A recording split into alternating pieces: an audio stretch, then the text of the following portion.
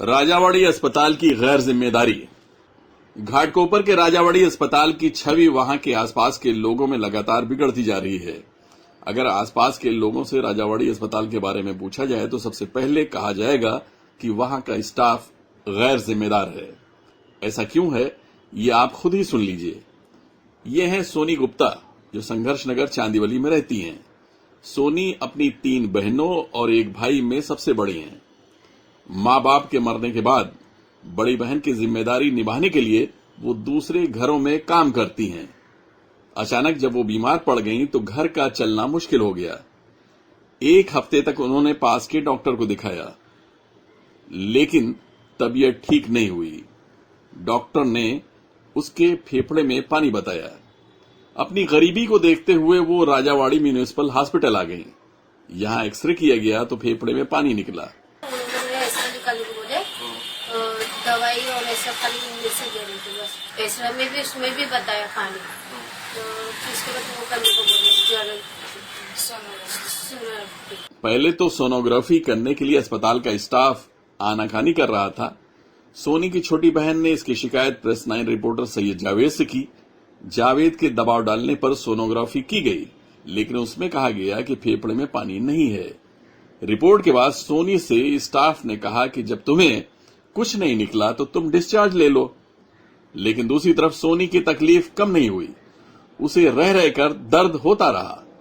X ray में पानी बताया, तो जो वो किया तो उसमें नहीं बताया। लोग ने कल किया, 2-3 बार भगाए थे, मतलब 3 दिन ऐसे भगा रहे थे। और निकाले तो खाली पीछे से किए, फिर आगे से कुछ किए नहीं। पीछे से 1 मिनट मिले, पानी पी डाला, कुछ बोले, सीधा उनको लेके गए नीचे और करवा के भेज दिए। बोलते नहीं है तुमको। मैं ऊपर गई, दिखाए तो लोग बोले इसमें कुछ नहीं है, तुम डिस्चार्ज हो जाओ। और एक बार के मैंने तो साइन में लिखा के आपको मुझे कमजोरी जैसा हो रहा है और खांसने को दुख रहा है, तो बोलता दवाई देते हो तुम ठीक हो जाओगे। राजावाड़ी की रिपोर्ट के बाद सैयद जावेद ने सोनी की सोनोग्राफी साइन अस्पताल में कराई तो वहां फेफड़े में पानी साफ दिखाई दिया। दरअसल राजावाड़ी में मरीजों के इलाज से ज्यादा इस बात पर ध्यान दिया जा रहा है कि कैसे मरीजों को अस्पताल से जल्दी रुखसत किया जाए।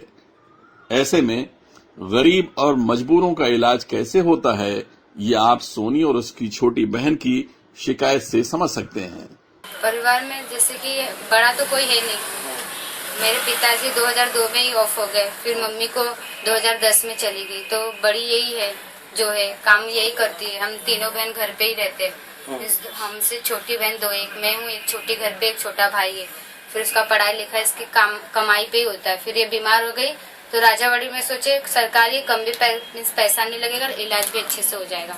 पर उन्होंने 7 दिन ऐसे ही खींचते रहे, दवा देते थे, पर मेन उसका जो खांसी का था वही प्रॉब्लम नहीं हुआ।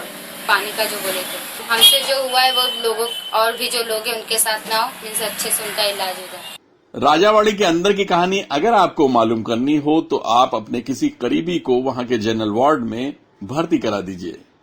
फिर वो अंदर फैली गंदगी, मरीजों से अस्पताल के स्टाफ की भाषा, सभी कुछ का पता आपको चल जाएगा।